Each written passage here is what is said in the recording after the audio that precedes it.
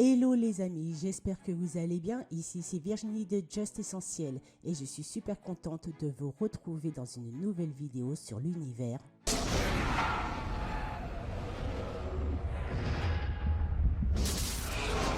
Et aujourd'hui j'ai décidé de m'intéresser non pas à un seul personnage mais à plusieurs. Et ça ne sera pas de n'importe qui que nous allons parler puisqu'il est question... Il ne se promène pas sur un cheval pâle, c'est une fausse idée. En revanche, il a bien 3 copains cavaliers. Et oui, bien sûr, les 4 cavaliers de l'Apocalypse. Eh bien, c'est dans la saison 4, épisode 2, intitulé Anges et démons, que l'on entendra parler d'eux pour la toute première fois. Dans cet épisode, les chasseurs seront pris pour cible par d'anciennes entités et beaucoup d'entre eux se feront tuer, obligeant Sam, Dean et Bobby à admettre que l'Apocalypse est bel et bien présente sur Terre. Non, tu parles vraiment de l'apocalypse? Les 4 cavaliers, la peste noire, 5 $ le gallon d'essence à la pompe? Mais qui sont ces cavaliers? Il faut savoir qu'ils font partie des entités les plus puissantes qui existent et qu'ils sont tous frères. D'ailleurs, les cavaliers ont une piètre opinion de nous et une vision très pessimiste de l'humanité. Ils disent que l'homme a juste besoin d'un tout petit coup de pouce pour le pousser à la corruption et commettre des actes horribles. De surcroît, ils ne comprennent pas non plus pourquoi Dieu aime tant les humains. Hormis ça, les cavaliers sont loyaux les uns envers les autres. La preuve est que le cavalier de la peste a cherché à tuer Sam et Dean uniquement pour venger ses 2 frères, guerre et famine. Mais que font-ils sur Terre? Eh bien, ils attendent tout simplement la venue de Lucifer pour prendre le contrôle et parcourir ensemble la Terre et déverser leur misère sur les humains et les détruire. Alors, à noter que les 4 cavaliers deviendront de plus en plus actifs après la libération de Lucifer parce qu'ils n'ont pas d'autre choix que de lui obéir, étant liés par un enchantement et plus particulièrement la mort. Mais avant d'aller plus loin dans cette vidéo, il serait intéressant de s'attarder sur les origines de ces cavaliers. Alors on pense que chacun des cavaliers serait apparu spontanément lorsque la mort, la faim, la guerre et la maladie sont entrés dans le monde. D'après mes recherches, la mort serait apparue au moment où Dieu a décidé de créer la toute première forme de vie, qui sont les Léviathans, et comme pour Dieu il ne peut y avoir de vie sans mort, il fit de la mort le tout premier et plus ancien des cavaliers. Par la suite serait arrivée la famine. Étant donné que les Léviathans sont connus pour être des créatures insatiables et continuellement affamées, il était logique que ce cavalier arrive en 2e position, faisant de la famine le 2e plus vieux des frères. Dans la continuité, nous verrons arriver le cavalier de la guerre en 3e position. La raison qui semble la plus évidente est que les Léviathans, poussés par la famine, ont commencé à s'entretuer pour se dévorer les uns et les autres. Et enfin, pour finir, nous retrouvons en dernière position le cavalier de la peste, qui est connu pour avoir affecté l'homme de maladies biologiques et naturelles, ce qui fait de ce cavalier le plus jeune des frères, étant donné qu'il a été créé bien après le début de l'humanité. Mais qu'est-ce qui fait que ces cavaliers sont tant redoutés? Déjà, ils ont une endurance surhumaine, c'est-à-dire qu'ils ne sont jamais fatigués, qu'ils n'ont pas besoin de se nourrir ni de boire, et pas besoin d'oxygène pour vivre non plus. Néanmoins, au cours de certains épisodes, nous aurons l'occasion de voir la mort s'intéresser de près à la nourriture terrestre et prendre plaisir à la manger. Joins-toi à moi, Dean. Leurs quiches sont délicieuses.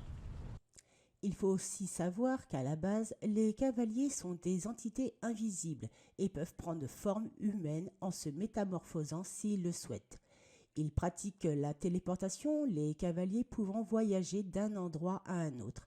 D'ailleurs, la mort dira elle-même qu'elle peut se téléporter jusque dans l'au-delà. De plus, les cavaliers ont une parfaite conscience cosmique, c'est-à-dire qu'ils ont une compréhension totale de l'univers. Ils sont aussi télékinésistes, c'est-à-dire qu'ils peuvent manipuler la matière physique grâce à leur esprit. Et pour finir, bien qu'ils puissent être blessés dans leur forme physique, les cavaliers sont difficiles à détruire puisqu'ils sont immortels.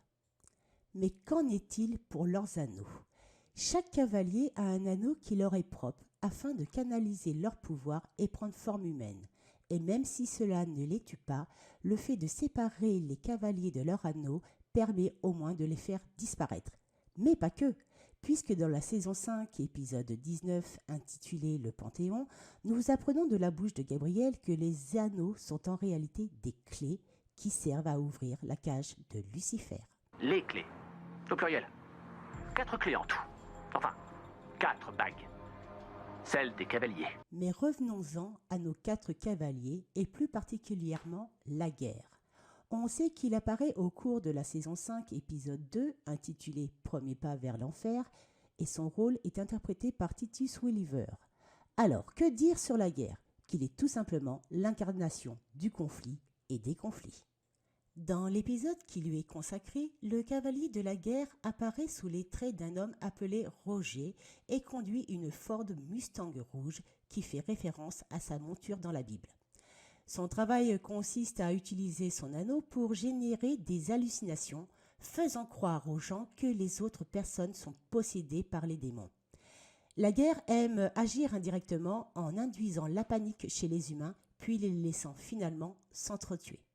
Doté d'une énorme force physique, le cavalier de la guerre est un télépathe, ce qui lui permet de lire dans les pensées des gens. Grâce à l'électrokinésie, le cavalier de la guerre peut désactiver toute forme de communication électrique. Et c'est ainsi, réalisant que la guerre ne pouvait être tuée, Sam et Dean n'auront pas d'autre solution que de lui couper le doigt afin de récupérer l'anneau qui est en or. Vous pouvez pas tuer la guerre. On est au courant. Mais continuons notre périple en nous intéressant cette fois-ci à la famine. Il est le deuxième cavalier à apparaître dans la série et son rôle est interprété par James Otis. Alors effectivement, dans la saison 5, épisode 14 intitulé « Passion dévorante », nous voyons Famine apparaître sous les traits d'un vieillard en fauteuil roulant qui semble décrépit, malade et faible.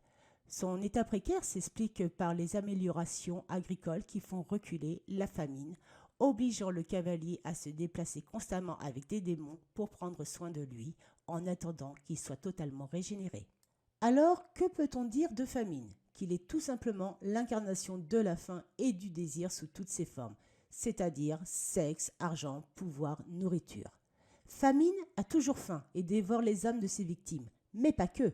Dans l'épisode où on voit le cavalier exorciser un démon de son enveloppe et l'attirer dans sa bouche par le moyen de la télékinésie. Le travail de Famine consiste à augmenter la gourmandise des humains en les poussant à satisfaire leurs moindres désirs et à se consumer par leur propre faim jusqu'à en faire une overdose et en mourir. Même Castiel et Sam succomberont à l'emprise de Famine, déclenchant chez Castiel une irrésistible envie et désir pour la viande rouge pour satisfaire son véhicule qui a un goût prononcé pour les burgers, et Sam qui ne résistera pas à l'appel du sang de démon, poussant Sam à tuer et à consommer, ce qui lui fera retrouver ses pouvoirs. Malgré son état de précarité, Famine est capable de créer des interférences électriques sous le coup de la colère, de lire dans les âmes afin d'en déterminer l'état, et de pénétrer le subconscient des humains par le moyen de la télépathie. On le verra même résister à une attaque directe de Sam en lui expliquant qu'il était immunisé contre ses pouvoirs. Alors, à noter que dans cet épisode, Dean ne semble pas être affecté par Famine. L'explication sera donnée par le cavalier lui-même, disant à Dean que son séjour passé en enfer l'avait abîmé de l'intérieur et qu'il était déjà mort. Voyant qu'il sera impossible à tuer, Sam utilisera une dernière fois son pouvoir pour aspirer, non pas Famine, mais les démons qui se trouvent à l'intérieur du cavalier, poussant Famine à se téléporter en fumée en laissant son anneau en argent serti d'une pierre noire derrière lui. Mais voyons à présent ce que ça va donner avec la peste ou pestilence, dont le rôle est interprété par Matt Freewer. Le cavalier de la peste apparaît dans la saison 5 et épisode 19 intitulé « Le Panthéon ».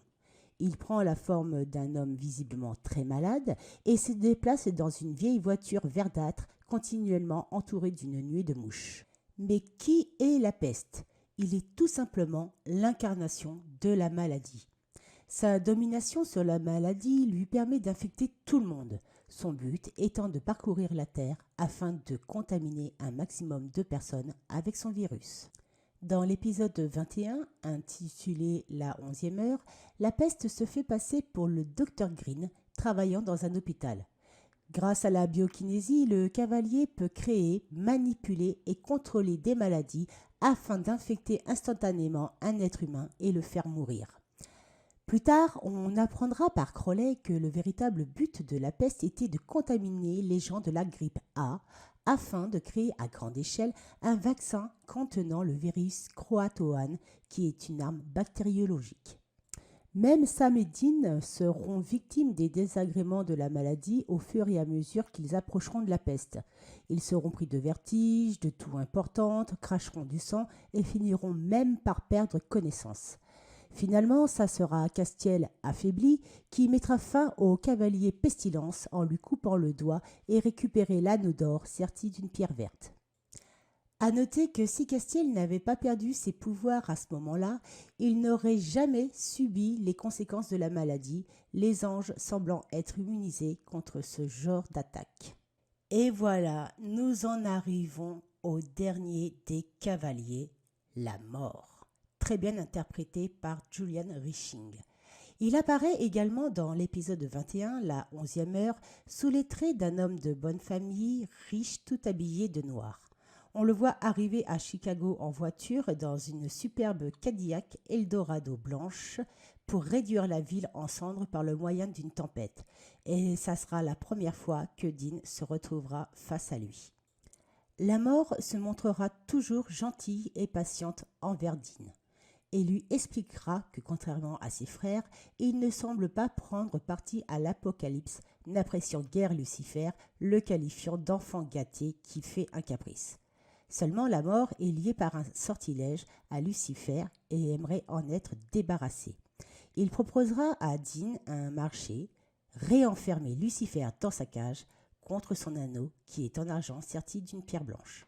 À noter que, contrairement à ses frères, la mort peut conserver ses pouvoirs sans son anneau. Mais que sait-on de la mort ? D'abord qu'il est aussi âgé que Dieu, voire même plus vieux, et qu'un jour viendrait où la mort fauchera Dieu elle-même.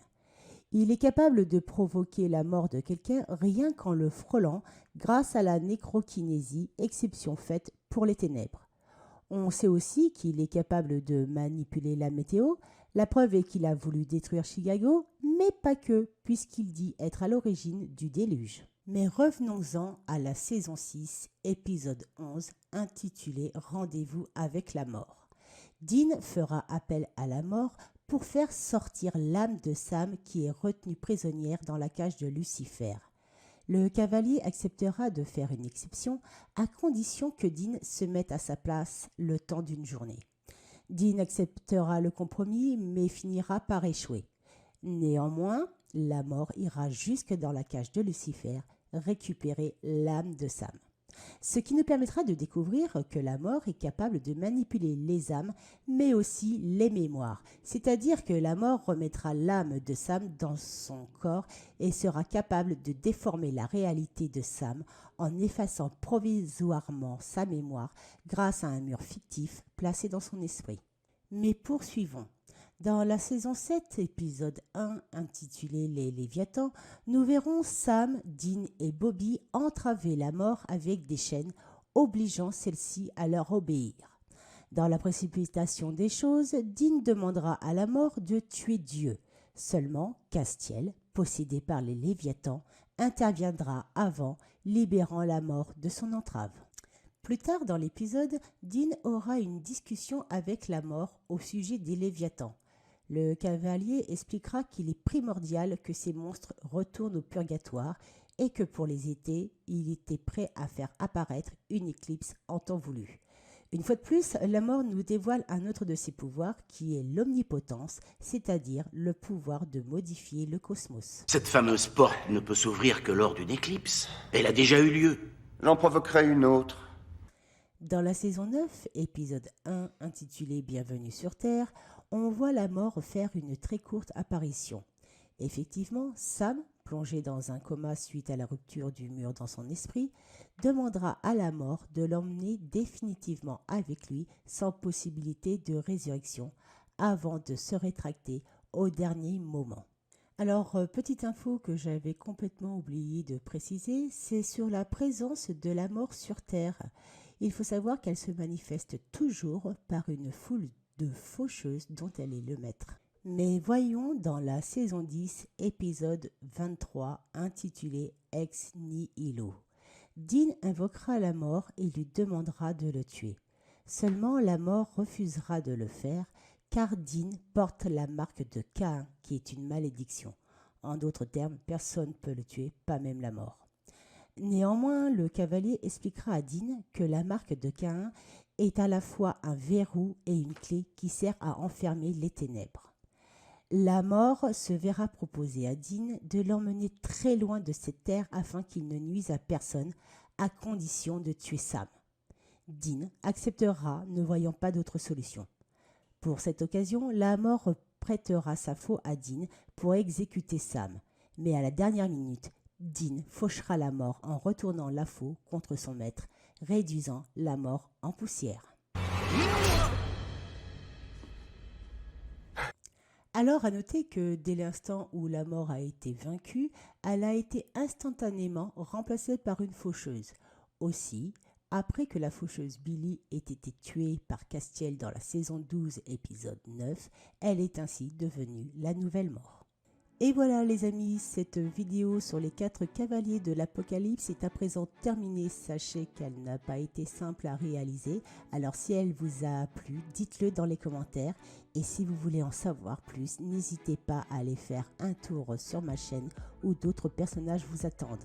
En attendant, moi je vous dis bye bye et à la prochaine.